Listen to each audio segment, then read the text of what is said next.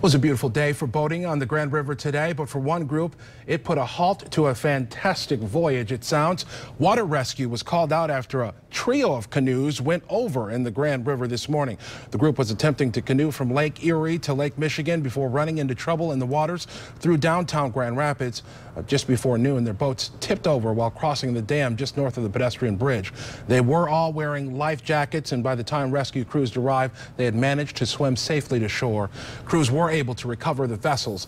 They estimate that they were traveling some 300 miles from Lake Erie before their daring journey came to that pause here in West Michigan. We were going to come up through the Raisin down in Lake Erie and go all the way to Lake Michigan, because historically that route had been able to be traveled through floodwaters like 200 years ago or so, and so no one has done it in a long time.